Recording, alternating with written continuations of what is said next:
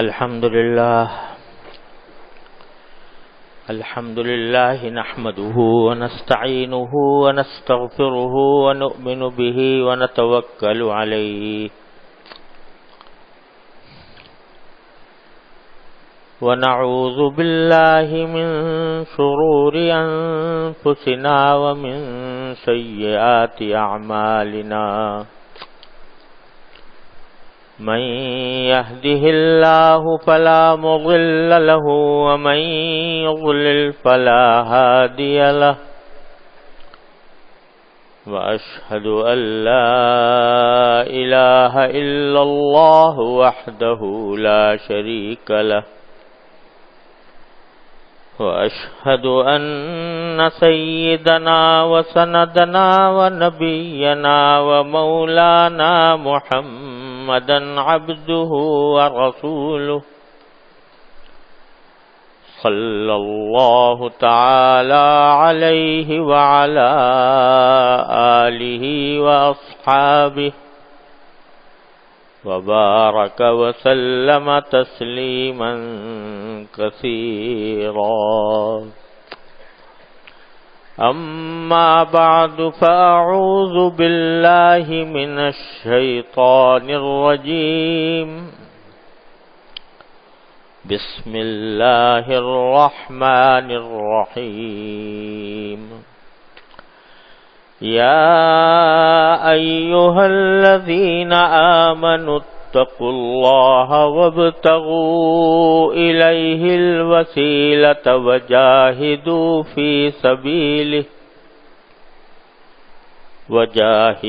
في سبيله لعلكم تفلحون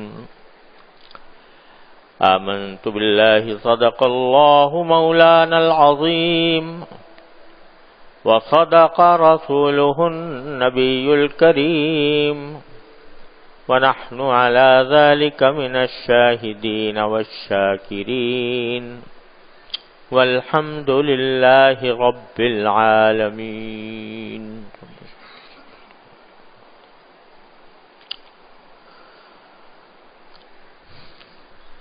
پچھلا شعبان کا مہینہ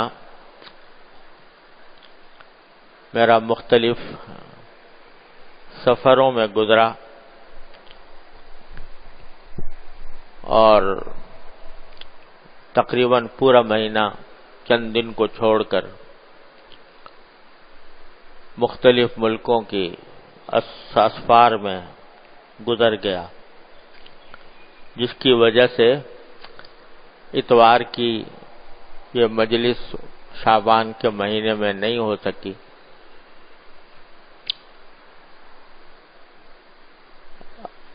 اب اللہ تبارک و تعالی نے اپنے فضل و کرم سے ہمیں اپنی زندگی میں ایک اور رمضان عطا فرمایا، تو اس رمضان المبارک کے مہینے میں معمول یہی ہے کہ اتوار کی مجلس ظہر کے بعد ہوا کرتی ہے، تو میں نے اللہ کے نام پر اس لیے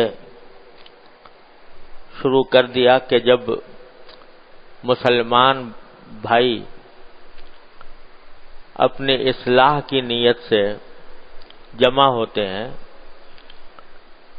تو اللہ تبارک و تعالی کی رحمتیں نازل ہوتی ہیں۔ اس میں کوئی معلم اور متعلم کا مسئلہ نہیں ہے، بلکہ جب طلب اصلاح کی خاطر طلب لے کر مسلمان کسی جگہ جمع ہو رہے ہیں، دین کی طلب لے کر، اپنی اصلاح کی طلب لے کر، تو اللہ تبارک و تعالی اپنے فضل و کرم سے سب کو نوازتے ہیں۔ اور یہ بھی اپنے بزرگوں سے سنا ہے کہ جب طالبین اصلاح ایک اکٹھے بیٹھتے ہیں تو ان کی ایک دوسرے کی ایک طلب کا ایک دوسرے کے اوپر انعکاس ہوتا ہے، اور نہ جانے اللہ کا کون سا بندہ کس درجے کی طلب لے کر آیا ہو، تو اس کے طلب کی برکت سے، اس کے انعکاس سے ہمیں بھی فائدہ پہنچ جائے۔ یہی نیت لے کر کسی دین کی مجلس میں شریک ہونا چاہیے ہمیشہ۔ معلم اور متعلم کا سوال نہیں کہ کون واعظ ہے اور کون بیان کر رہا ہے اور کون سن رہا ہے، سب طالبین اصلاح ہیں، اور ایک دوسرے کی طلب کا انعکاس ان کے اوپر ہوتا ہے، اللہ تبارک و تعالیٰ کا فضل ہو جاتا ہے، کرم ہو جاتا ہے۔ تو رمضان سے پہلے، شعبان سے پہلے، اتوار کے دن میں جو بات کر رہا تھا وہ اس آیت کریمہ سے متعلق تھی جو میں نے ابھی آپ کے سامنے تلاوت کی ہے، اور کئی مہینے سے اس کے اوپر گزارشات پیش کرتا رہا ہوں۔ اس کا تعلق رمضان کے مہینے سے بھی ہے۔ یا ایھا الذین آمنوا اتقوا اللہ وابتغوا الیہ الوسیلہ وجاہدوا فی سبیلہ لعلکم تفلحون۔ یہ تقوی کا حکم ہے۔ اللہ تبارک و تعالی نے قرآن کریم میں 20 سینکڑوں مقامات کے اوپر تقوی کا حکم دیا ہے، اور جیسا کہ پہلے عرض کر چکا ہوں، تقوی کا حاصل یہ ہے کہ اللہ جل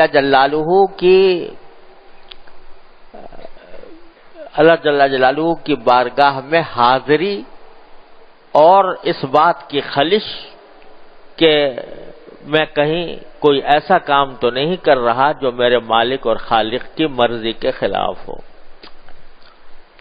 یہ تڑپ، یہ خلش، یہ چبھن، یہ دکھن جب دل میں پیدا ہو جاتی ہے تو اسی کا نام تقوی ہے۔ اور یہ ہوتی ہے اللہ جل جلالہ کے ساتھ تعلق جتنا قوی ہوگا، جتنا مضبوط ہوگا، جتنا تصور اللہ تبارک و تعالی کا دل میں مضبوط ہوگا، اتنا ہی تقوی بڑھے گا۔ جب آدمی کے دل میں ہر وقت یہ سمایا ہوا ہے کہ میرا پروردگار مجھے دیکھ رہا ہے، میرا پروردگار مجھ پر نعمتوں کی بارش کر رہا ہے، میرا پروردگار مجھے تکلیفوں سے بچا رہا ہے، میرا پروردگار مجھے جگا رہا ہے، مجھے سلا رہا ہے، مجھے کھلا رہا ہے، مجھے پلا رہا ہے، سارے دن کی کیفیات جو انسان کے اوپر گزرتی ہیں، جب سب کا تصور کرتا ہے کہ یہ میرے پروردگار کی طرف سے ہو رہی ہیں، تو اللہ تبارک و تعالیٰ کے ساتھ ایک تعلق پیدا ہوتا ہے۔ اس تعلق سے اس کی خشیت پیدا ہوتی ہے، اس خشیت کے نتیجے میں تقوی پیدا ہوتی ہے۔ تو اللہ تبارک و تعالیٰ نے سارے قرآن میں جو بار بار یہ حکم دیا ہے، وہ اس لیے کہ بندے کی منزل مراد اس دنیا میں یہ ہے کہ تقوی اس کے اندر ہو جائے پیدا تقوی پیدا ہو جائے۔ یہی سارا منزل مقصود ہے انسان کی زندگی کی۔ پیسہ تو کما لیتا ہے انسان، کھاتا بھی ہے، پیتا بھی ہے، جانور بھی کھاتے ہیں، پیتے ہیں، اللہ تعالیٰ نے ان کو بھی کھانے پینے کے اسباب مہیا فرمائے ہیں، اللہ تعالیٰ نے ان کو لباس بھی بہت اچھا دیا ہے۔ ہمارے حضرت والد ماجد رحمۃ اللہ علیہ فرمایا کرتے تھے کہ بعض جانوروں کو جو لباس اللہ تعالیٰ نے عطا فرمایا ہے وہ اتنا قیمتی ہے کہ اس کے آگے مانچسٹر اور ڈنکا شائر کے حسین لباس جو ہیں وہ ہیچ در ہیچ ہے۔ لومڑی کی کھال ہے اور بھیڑیے کی کھال ہے، یہ انسان فخر کے طور پر استعمال کرتا، تو ایسا لباس جانوروں کو بھی دے دیا اللہ تبارک و تعالی نے۔ تو کھانے کو جانوروں کو بھی مل رہا ہے، پینے کو مل رہا ہے، لباس مل رہا ہے، اوڑھنے بچھانے کو سامان مل رہے ہیں، لیکن انسان کو اللہ تبارک و تعالی نے یہ فضیلت دی ہے، یہ اشرف المخلوقات بنایا ہے صرف اس وجہ سے کہ وہ اپنے ہر کام میں اپنے پروردگار کی خوشنودی کو مد نظر رکھے. یہی واحد ذریعہ فضیلت ہے انسان کا تمام مخلوقات کے اوپر کہ وہ اللہ تعالیٰ کا تصور اس کے دل میں رہے, اللہ تعالیٰ کا خیال رہے, اور ہر وقت اللہ تبارک و تعالیٰ کی رضا, اس کی خوشنودی کی فکر میں رہے, اپنے ہر قول میں, فعل میں, حرکت میں, سکون میں. یہ تقویٰ ہے. تو اللہ تبارک و تعالیٰ نے یہ رمضان بھی ایک عجیب واسطہ بنایا. آگے بھی قرآن نے تقویٰ حاصل کرنے کے لیے فرمایا وابتغوا الیہ الوسیلہ, کہ اللہ تعالی تک پہنچنے کا وسیلہ تلاش کرو. اور وسیلے کے معنی ہے نیک عمل. کوئی بھی نیک عمل ہو وسیلہ ہے. چھوٹے سے چھوٹا نیک عمل بھی اگر کیا جائے تو اللہ تعالیٰ تک پہنچانے والا ہے, اللہ تعالیٰ سے قرب پیدا کرنے والا ہے.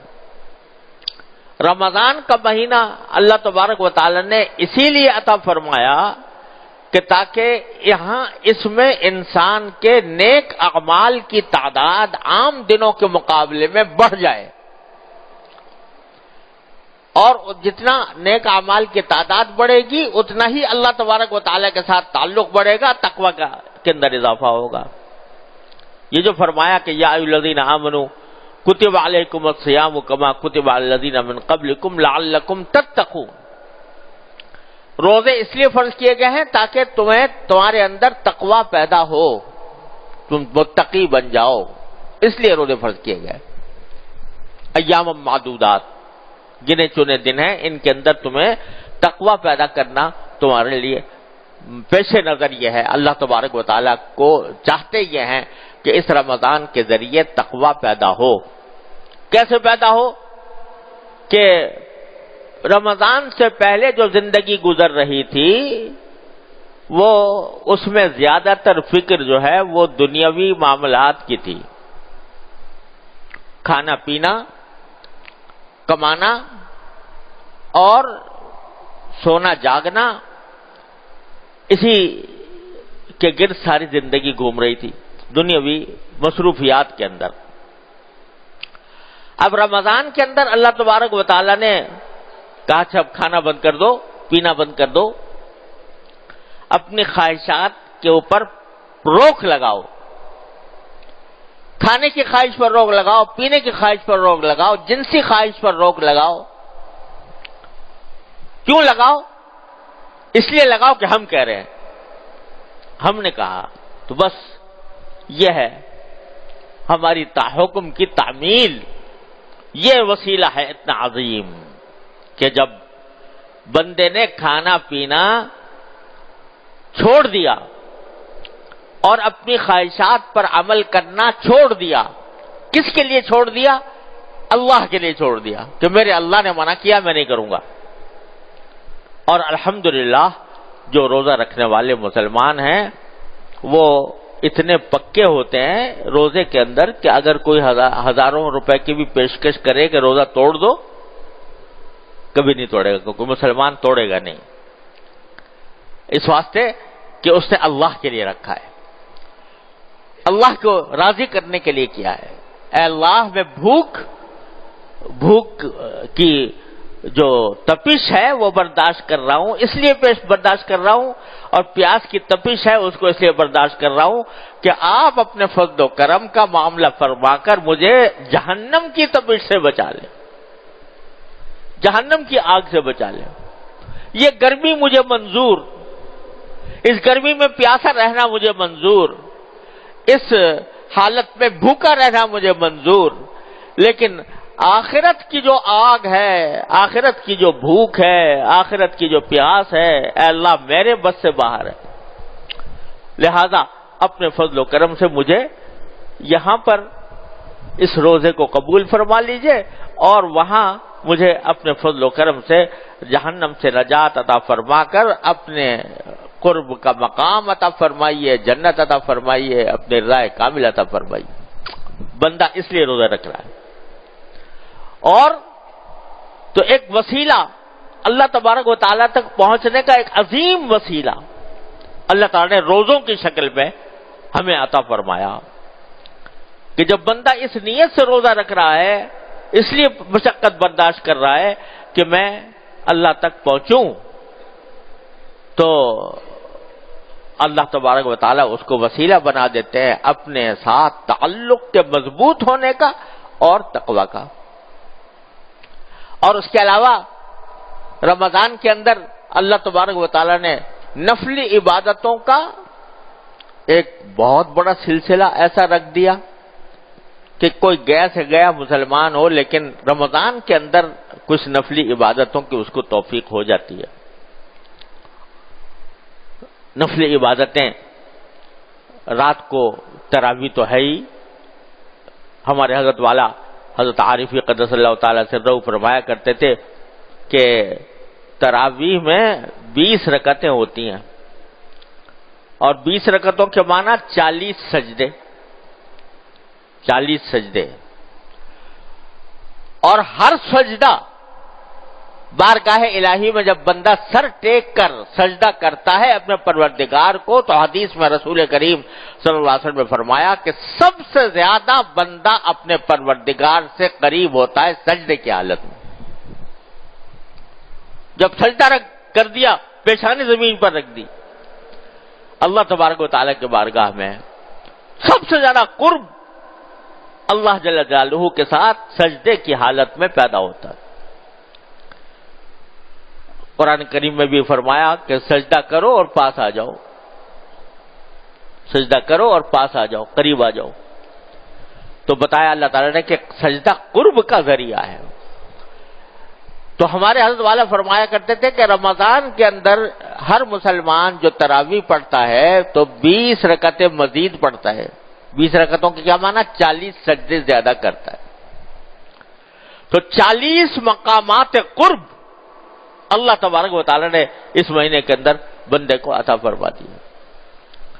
تو رمضان کا مہینہ ہم جیسے بھٹکے ہوئے لوگوں کو، جو رمضان سے پہلے بھٹکے ہوئے تھے، اللہ تبارک و تعالیٰ سے دور ہو رہے تھے، اللہ تبارک و تعالیٰ کی خیال سے، اس کے تصور سے، اس کی فکر سے، اس کے ذکر سے دور ہو رہے تھے، اللہ تبارک و تعالیٰ ان کو گھیر کر رمضان کے اندر لے آتا ہے کہ ہمارے قریب آ جاؤ، ہم سے جو تم دور بھٹکے جا رہے ہو ہمارے قریب آؤ، کچھ نیک اعمال زیادہ کرو، نیک اعمال زیادہ کرو گے تو وسیلہ تمہیں ملے گا، مجھ تک پہنچنے کا وسیلہ ملے گا، اس سے تقوی پیدا ہوگا۔ اور اللہ تبارک و تعالیٰ نے کچھ سلسلہ ایسا رکھا ہے، سلسلہ کچھ ایسا رکھا ہے کہ جب، جیسا کہ اس آیت میں فرمایا کہ تقوی حاصل ہوتا ہے وسیلے سے، یعنی نیک عمل سے۔ جو بھی نیک عمل کرو گے اللہ تبارک و تعالیٰ کی خوشنودی کی خاطر اس سے تقوی پیدا ہوگا، تھوڑا ہو زیادہ ہوگا۔ نماز پڑھی اللہ کے لیے، تو اس نماز پڑھنے سے، نماز پڑھنے کا لازمی خاصہ یہ ہے کہ یہ اللہ تبارک و تعالیٰ کے ساتھ ایک تعلق پیدا کرے گی، لازماً کرے گی۔ ہو نہیں سکتا اگر کوئی بندہ اخلاص کے ساتھ نماز پڑھے اور اس کا اللہ تعالیٰ کے ساتھ اس نماز کے ذریعے تعلق پیدا نہ ہو۔ کوئی بھی نیک عمل کرے گا اللہ کے لیے کرے گا، اخلاص کے ساتھ کرے گا، دکھاوا مقصود نہیں ہوگا، شہرت مقصود نہیں ہوگی، تو اس سے کیا ہوگا؟ اللہ تبارک و تعالیٰ کے ساتھ تعلق قائم ہوگا۔ ایک تعلق قائم ہوا۔ اب جب تعلق قائم ہوا تو ایک درجے کا تقوی حاصل ہوا، کسی بھی نچلے درجے کا صحیح لیکن تقوی حاصل ہوا۔ تقوی حاصل ہوا تو وہ کسی اور نیک عمل کی طرف لے جائے گا، کسی اور نیک عمل کی طرف لے جائے گا، پھر وہ نیک عمل اس کو پھر دوبارہ مزید تقوی پیدا کرے گا، مزید تعلق اللہ تعالیٰ کے ساتھ مضبوط کرے گا، پھر جب مضبوط ہوگا تو اور زیادہ نیک عمل کی توفیق ہوگی، اور زیادہ نیک عمل کی طرف جائے گا۔ یہ تسلسل ہے اللہ تبارک و تعالیٰ کی طرف سے۔ یہ بات تو واضح ہے کہ تقویٰ کے درجات ہیں بہت سے. کسی کا تقویٰ ہے ایک درجے کا تقویٰ ہر مسلمان کو حاصل ہے. فرمایا کہ کفر سے بچا ہوا ہے وہ، الحمدللہ تقویٰ کا یہ درجہ اس کو حاصل ہے. ایک تقویٰ کا درجہ یہ ہے کہ گناہ کبیرہ سے بچا ہوا ہے، ایک درجہ یہ ہے کہ گناہ صغیرہ سے بھی بچا ہوا ہے، ایک تقویٰ کا درجہ یہ ہے کہ شبہات سے بھی بچا ہوا ہے. تو شبہات تقوی کے درجات ہیں. پہلے شروع ہوتا ہے، پھر آگے بڑھتا چلا جاتا ہے یہاں تک کہ نبی کریم سرور عالم صلی اللہ علیہ وسلم نے فرمایا کہ انا عالمکم اتقاکم باللہ انا، او کما قال صلی اللہ علیہ وسلم، میں تم سے اللہ سے سب سے زیادہ ڈرنے والا میں ہوں. تقوی سب سے زیادہ اونچا مقام کا تقوی وہ حضور نبی کریم سرور عالم صلی اللہ علیہ وسلم کا. اس سے پتہ چل رہا ہے کہ تقوی کے درجات ہیں. درجہ بدرجہ آدمی تقوی کی طرف کی منزلیں طے کرتا ہے، اور اس کا راستہ یہی ہے کہ نیک عمل کرے گا تقوی حاصل ہوگا، تقوی حاصل ہوگا اور نیک عمل کرے گا، اور نیک عمل کرے گا پھر تقوی حاصل ہوگا، پھر تقوی حاصل ہوگا پھر اور نیک عمل کرے گا. یہ ایک تسلسل ہے جس سے انسان جو ہے گزرتا اللہ تبارک و تعالیٰ کے بارگاہ میں پہنچتا ہے، تو متقی کا ایک اعلیٰ درجہ لے کر پہنچتا ہے، نیک اعمال جتنا کیا جائے. تو اللہ تبارک و تعالیٰ رمضان کے اندر ہم سب کو اللہ تبارک و تعالیٰ اپنے فضل و کرم سے نواز رہے ہیں کہ بھاگے جا رہے تھے تم ہم سے، غفلت کی حالت میں زندگی گزار رہے تھے، بھاگے جا رہے تھے، ہم نے تمہیں سمیٹ لیا. دیکھو کیا لفظ استعمال کیا نبی کریم سرور عالم صلی اللہ علیہ وسلم نے. جب رمضان کا مہینہ آنے والا تھا تو اسے ایک دن پہلے جو خطبہ دیا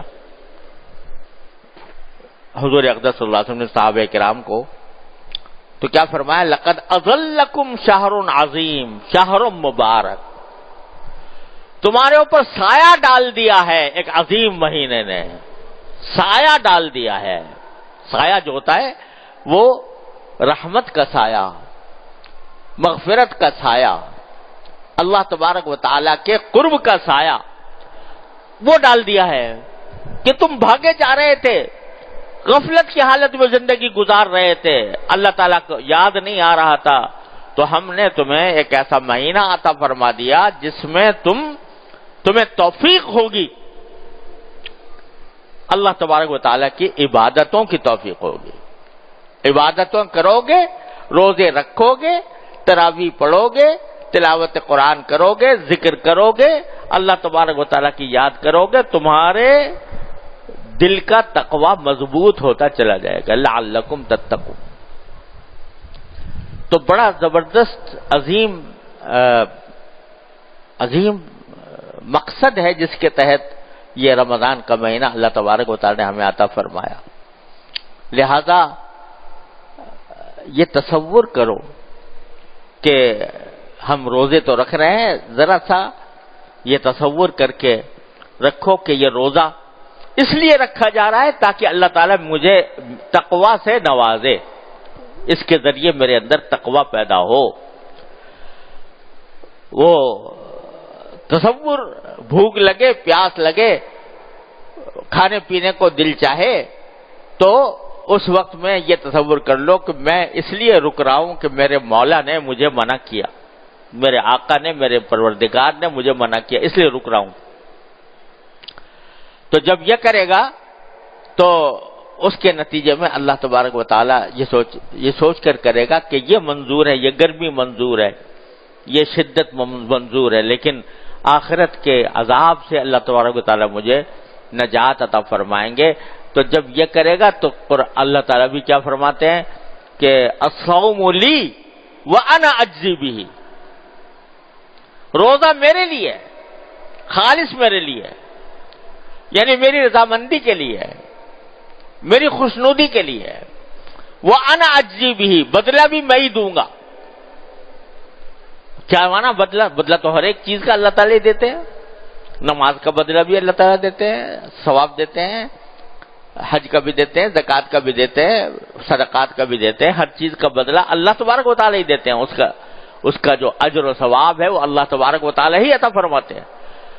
لیکن فرمایا اس کا خاص طور پر کہ میں ہی دوں گا۔ کیا مانا کہ میں اپنے مقام کے حساب سے دوں گا۔ اور چیزوں کے بارے میں کہہ دیا کہ 10ویں ایک نیکی کرو تو 10 گنا ثواب ملے گا، صدقہ دو تو 700 گنا ثواب ملے گا، نماز جنازہ پڑھو تو 1 قرات احد کے برابر ملے گا، اور کوئی جو ہے صدقہ کر دو تو صدقے کو اللہ تعالیٰ 700 گنا تک بڑھا دیتے ہیں، اور سب کے کچھ حساب کتاب اللہ تعالیٰ نے بتا دیے۔ لیکن تو روزہ میرا ہے، میرا کیا مانا، اس میں کسی ریاکاری کا احتمال نہیں ہے۔ جب روزہ رکھا کسی نے تو ریاکاری کا، دکھاوے کا احتمال نہیں ہے، میرے ہی لیے ہو رہا ہے، لہذا میں ہی بدلہ دوں گا، یعنی میں ابھی بتاتا بھی نہیں کیا دوں گا، اور چیزوں میں تو بتا دیا، یہ تمہیں بتاتا بھی نہیں، اچانک ملے گا، اچانک ملے گا۔ اچانک جو چیز ملتی ہے اس کی خوشی، اس کی مسرت زیادہ ہوتی ہے، تو ابھی سے ہم تمہیں نہیں بتا رہے، وقت پہ جب آؤ گے ہمارے پاس تو ہم تمہیں اس کا اجر عطا فرمائیں گے۔ الصوم لی وانا اجزی بہ، اور فرمایا ایک خاص دروازہ مقرر کر دیا ہے ہم نے جنت کے اندر، باب الریان، وہ روزے داروں کے لیے، روزے داروں کے لیے۔ ریان یعنی ریان کے معنی سیراب ہونا، سیرابی کا دروازہ، وہ جنت والوں کے لیے، وہ روزے والوں کے لیے مقدر کر دیا، یعنی جن کو روزے کی زیادہ ذوق ہوتا ہے، زیادہ ذوق ہوتا ہے۔ اللہ تعالیٰ نے انسانوں کے اندر مختلف عبادتوں کے ذوق پیدا کیے ہیں۔ کسی بندے کو ذوق ہوتا ہے نمازیں زیادہ پڑھنے کا، نفلیں، کسی کو شوق ہوتا ہے تلاوت زیادہ کرنے کا، کسی کو شوق ہوتا ہے صدقہ زیادہ دینے کا، کسی کو شوق ہوتا ہے روزہ زیادہ رکھنے کا۔ تو ایک حدیث میں رسول کریم صلی اللہ علیہ وسلم نے ارشاد فرمایا کہ مختلف عبادتوں کے جن لوگوں کو خاص ذوق ہیں ان کے لیے اللہ تعالیٰ نے الگ الگ دروازے بنا دیے ہیں، وہاں سے پکارا جائے گا۔ روزے دار کو جس کے روزے کا زیادہ ذوق ہے، کثرت سے روزے رکھتا ہے، اس کو روزے داریوں کے باب الریان سے پکارا جائے گا۔ نماز کی جس کو زیادہ ذوق ہے اس کو نماز کے دروازے سے زیادہ پکارا جائے گا، نماز کے دروازے، جس کو زیادہ نفلیں پڑھنے کا شوق ہے، جو صدقہ زیادہ کرنے والا ہے اس کو صدقے کے باب سے پکارا جائے گا کہ اے فلان نام لے کر آؤ اس دروازے سے داخل ہو جاؤ جنت میں۔ تو حضرت صدیق اکبر رضی اللہ تعالیٰ عنہ نے جب آپ نے یہ بات بیان فرمائی تو حضرت صدیق اکبر رضی اللہ تعالیٰ عنہ نے عرض کیا کہ یا رسول اللہ، جب بندہ کوئی کسی بھی دروازے سے داخل ہو جائے، داخل ہونا مقصود ہے جنت میں، چاہے اس دروازے سے چلا جائے چاہے اس دروازے سے چلا جائے، تو اگر ایک دروازے سے بھی داخل ہو گیا مقصد تو پورا ہو گیا۔ تو سارے دروازوں سے کسی کو داخل ہونے کی ضرورت تو ہے نہیں، ایک دروازے سے داخل ہو جائے تو کافی ہے۔ تو کیا کوئی ایسا بھی ہوگا جس کو سارے دروازوں سے پکارا جا رہا ہوگا، نماز کے دروازے سے بھی، روزے کے دروازے سے بھی، صدقے کے دروازے سے بھی، وہی آؤ آؤ، ہر ایک دروازہ اس کو بلا رہا ہوگا اپنی طرف، کوئی ایسا بھی ہوگا؟ تو فرمایا رسول کریم صلی اللہ علیہ وسلم نے کہ ہاں ایسا بھی ہوگا، اور مجھے امید ہے کہ تم بھی انہی لوگوں میں شامل ہوگے جن کو ہر دروازے سے پکارا جائے گا، نماز کے دروازے سے بھی، روزے کے دروازے سے بھی، اور صدقات کے دروازے سے بھی، اس واسطے کہ تمہیں اللہ تعالیٰ نے سبھی کچھ کی توفیق عطا فرمائی ہے، سبھی کا ذوق عطا فرمائی۔ تو غرض اللہ تبارک و تعالیٰ نے یہ روزے اس لیے اپنے قریب کرنے کے لیے رکھا، اپنا قرب عطا کرنے کے لیے۔ جتنا قرب بڑھے گا اتنا تقویٰ بڑھے گا، جتنا تقویٰ بڑھے گا اتنا عمل صالح بڑھیں گے، جتنا عمل صالح بڑھیں گے اور تقویٰ بڑھے گا، یہ سلسلہ چلتا رہے گا اسی طرح۔ تو یہ جب آدمی چلتا ہے نا اپنی اصلاح کے لیے، اپنے آپ کو اللہ تبارک و تعالیٰ کے احکام کے تابع بنانے کے لیے تو اس کو یہ مدارج طے کرنے ہوتے ہیں، مدارج طے کرنے ہوتے ہیں، وہ قدم بقدم آگے بڑھتا ہے۔ وابتغوا الیہ الوسیلہ، اللہ تعالیٰ تک پہنچنے کا وسیلہ تلاش کرو۔ وسیلہ تلاش کرنے کے معنی یہ ہے کہ اپنی مقدور بھر طاعت کوئی انجام دینا شروع کر دو، کوئی طاعت انجام دینا شروع کر دو۔ اگر پہلے غفلت تھی نمازوں سے، نماز پڑھنا شروع کر دو۔ غفلت تھی تلاوت سے، ذکر سے، اب تلاوت اور ذکر شروع کر دو، کسی بھی حالت میں شروع کر دو۔ جب شروع کرو گے تو یہ وسیلہ تلاش کرنا ہوا، وسیلہ تلاش کر رہے ہوگے۔ جب تم مجھ تک پہنچنے کا وسیلہ تلاش کرو گے میں ضرور دوں گا، اپنا قرب ضرور دوں گا۔ حدیث میں رسول کریم صلی اللہ علیہ وسلم لا تحقرن من المعروف شیئا، کسی بھی نیکی کے کام کو حقیر مت سمجھنا، حقیر سمجھ کر من چھو۔ ولو ان تلقى اخاك بوجه طلق، چاہے وہ اتنا چھوٹا سا کام ہو کہ اپنے کسی بھائی سے مسکراتے ہوئے چہرے سے ملاقات کر لو، خندق پیشانی سے ملاقات کر لو، بظاہر تو تھوڑا سا معاملہ ہے لیکن اس کو حقیر مت سمجھنا۔ اللہ تبارک و تعالیٰ کے ہاں پتہ نہیں اس کا کیا مقام ہے، اور اس کے نتیجے میں اللہ تعالیٰ تمہیں کتنا قرب اپنا عطا فرماتے ہیں، کتنا تقویٰ تمہارے اندر پیدا فرماتے ہیں، چھوڑنا نہیں۔ تو بس پہلی بات یہ ہے کہ وسیلہ تلاش کرو، نیک عمل۔ اب سوال یہ پیدا ہوتا ہے کہ کیسے وہ وسیلہ تلاش ہو اور کس طرح ہم وسیلے تک پہنچے، نیک عمل تک پہنچے۔ طبیعت ایسی بن گئی ہے، العیاذ باللہ، طبیعت ایسی بن گئی ہے کہ طبیعت اٹھتی ہی نہیں، عبادات کی طرف چلتی نہیں۔ وہ جو غالب نے کہا کہ جانتا ہوں سبات طاعت و زہد، پر طبیعت ادھر نہیں جاتی۔ جانتا ہوں کہ طاعت کرنے میں کتنا ثواب ہے، جانتا ہوں کہ دنیا کے سے بے رغبتی میں کتنا اجر و ثواب ہے، پر طبیعت ادھر نہیں جاتی۔ اللہ بچائے، طبیعت نہیں جاتی۔ تو پھر کیا کروں اگر طبیعت نہیں جا رہی، نہیں چاہ رہی، نفلی کام کرنے کو دل نہیں چاہ رہا، تلاوت کرنے کو دل نہیں چاہ رہا، روزہ رکھنے کو دل نہیں چاہ رہا، تراویح پڑھنے کو دل نہیں چاہ رہا، ذکر کو دل نہیں چاہ رہا، زبردستی مارا باندھی کر رہا ہوں، تو کیا کروں؟ اس کا جواب اللہ تعالی نے آگے دیا، وجاہدوا فی سبیل، اللہ کے راستے میں محنت کرو، مشقت اٹھاؤ، مجاہدہ کرو۔ یہ جاہدوا فی سبیل ہی بڑا عجیب کام ہے جو اللہ تعالیٰ نے اس کی طرف اشارہ فرمایا، جس کو کہتے ہیں مجاہدہ، صوفیاء کرام کے اصطلاح میں مجاہدہ۔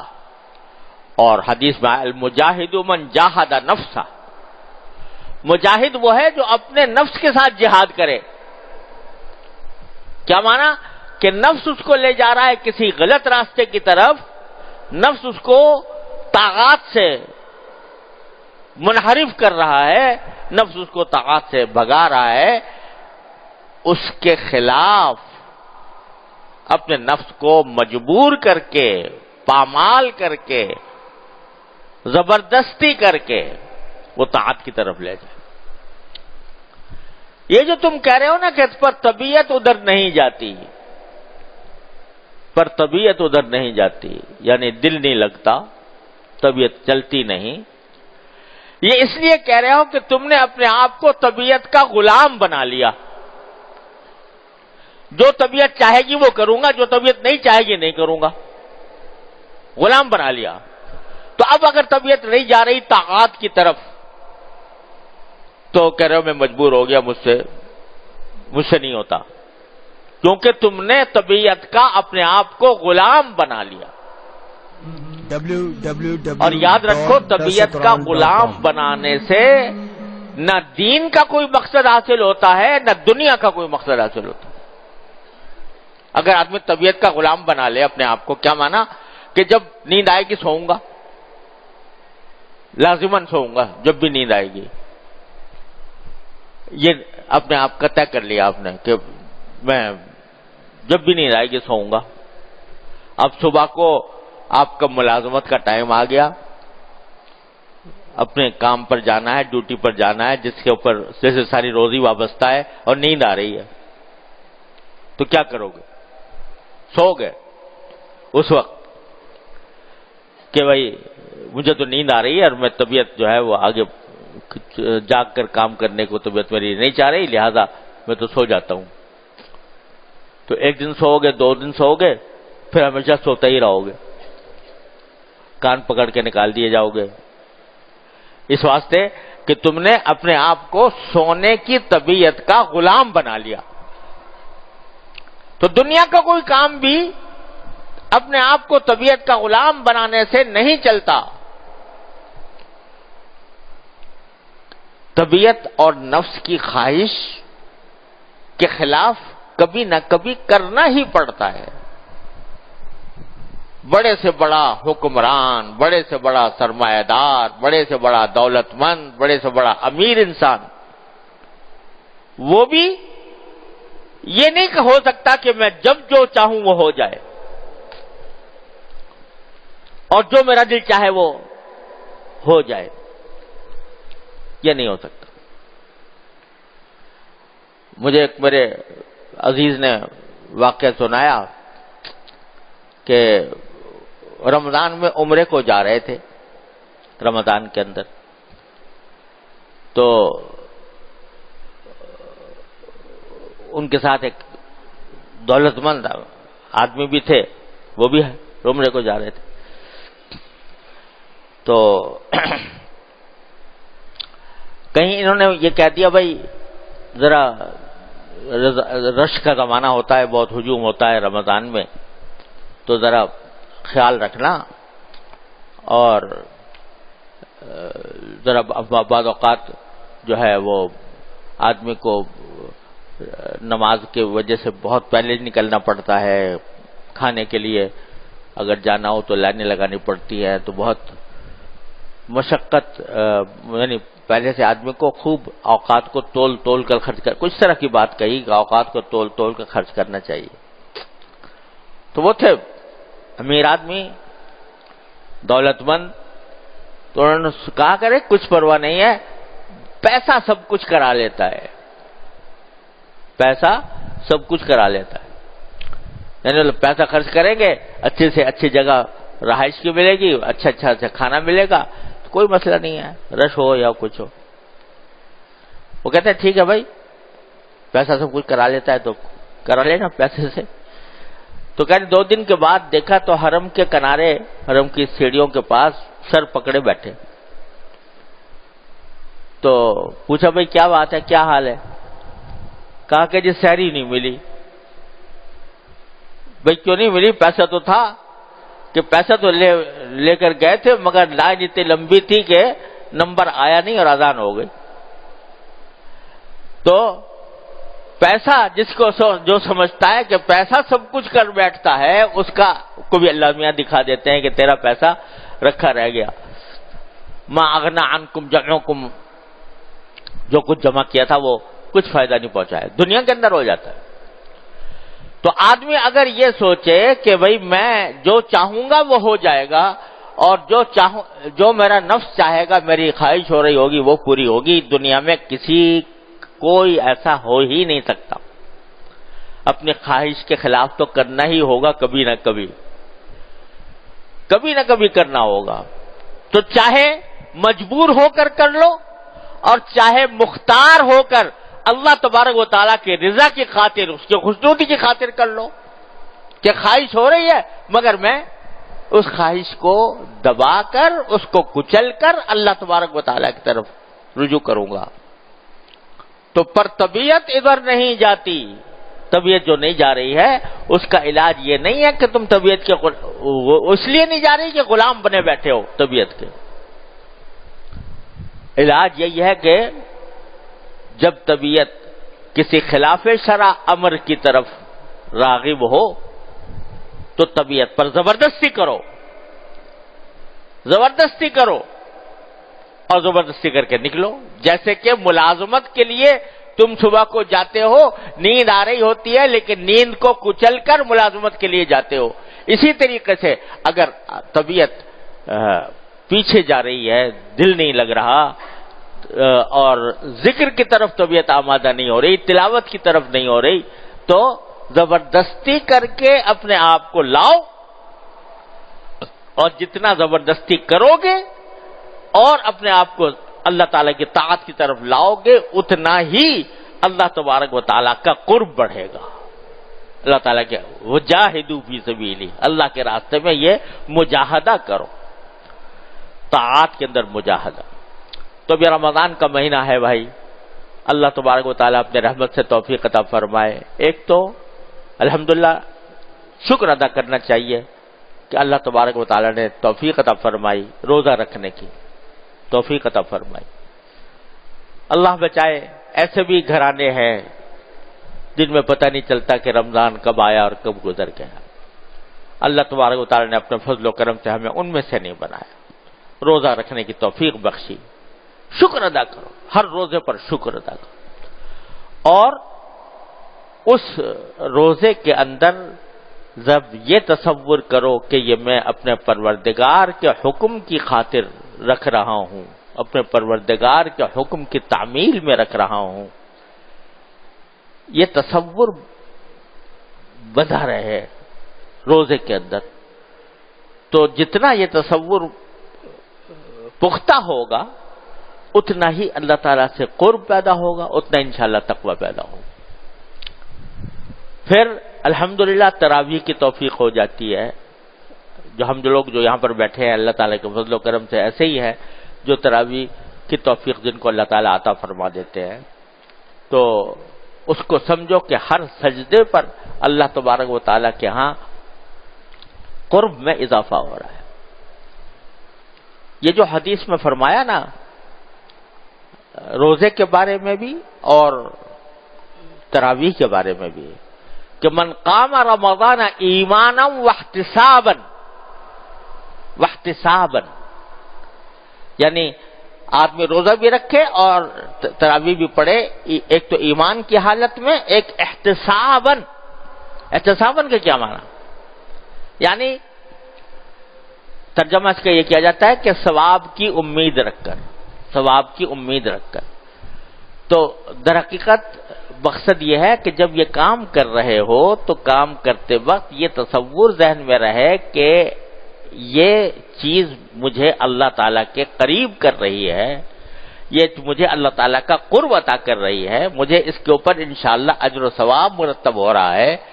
یہ تصور دلانا مقصود ہے. یعنی بھائی ایمانن کہہ دے تو کافی تھا کہ ایمان کے ساتھ آدمی روزہ رکھے گا تو خود بخود ثواب ملے گا انشاءاللہ. لیکن احتساباً باقاعدہ اللہ تعالیٰ بطور صفت کے یا شرط کے یا حال کے بیان فرما رہے ہیں کہ روزہ رکھو یا تراویح پڑھو تو یہ تصور کر کے پڑھو کہ میرا اللہ تعالیٰ سے قرب پیدا ہو رہا ہے, اس کے اوپر مجھے اجر و ثواب مل رہا ہے. تو یہ کیفیت جو ہے نا یہ اس روزے کی حقیقت, تراویح کی حقیقت کی طرف بندے کو لے کر جائے گی.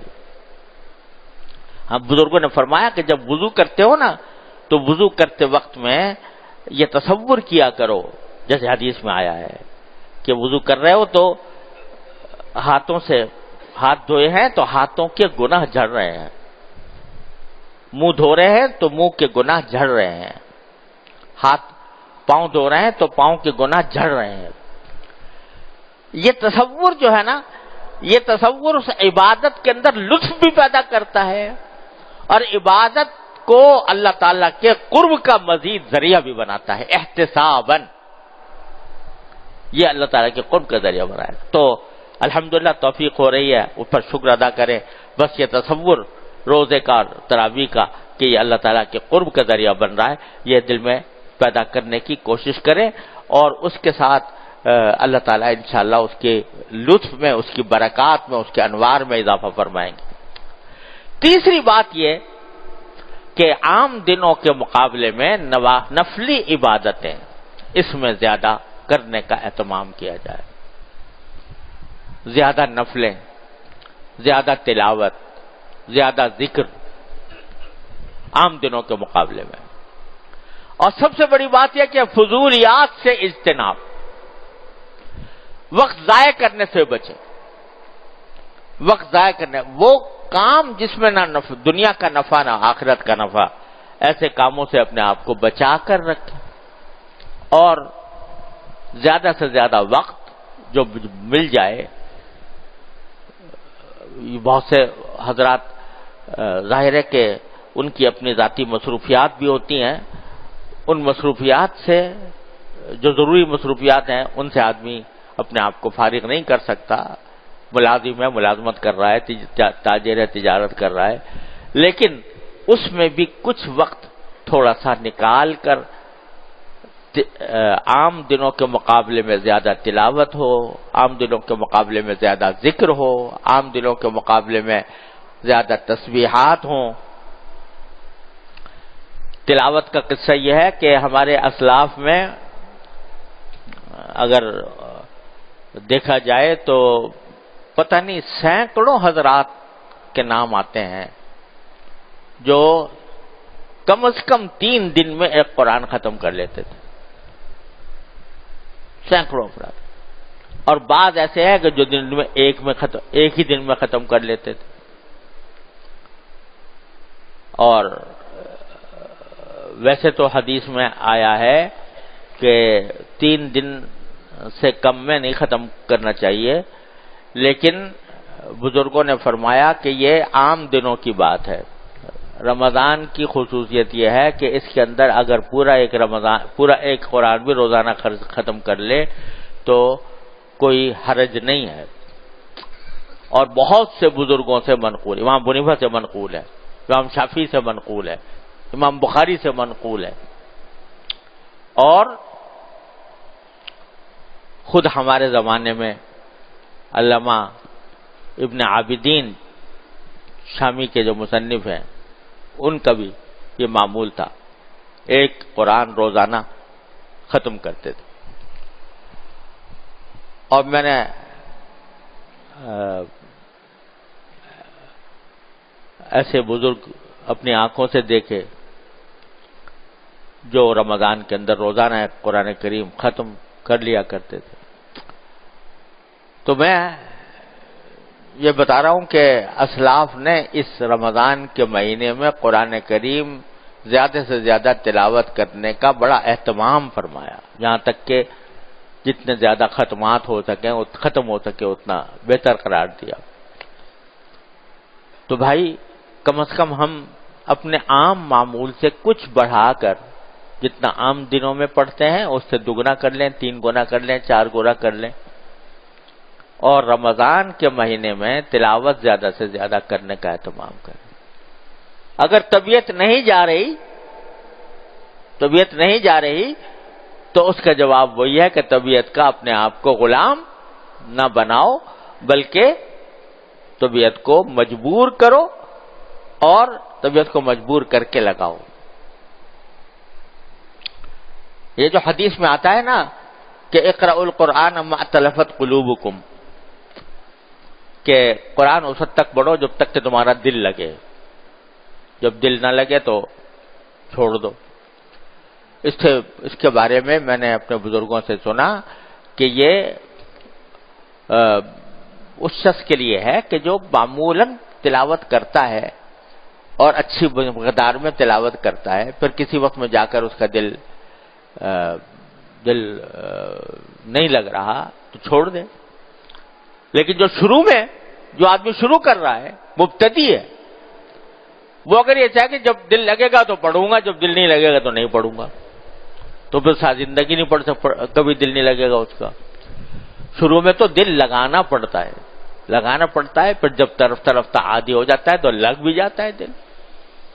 اور پھر اگر کوئی ایسی حالت آئے کہ جس میں آدمی قرآن کی معاذ اللہ توہین ہونے کا اندیشہ ہو تو پھر چھوڑ دے اس کو، اس وقت چھوڑ دے.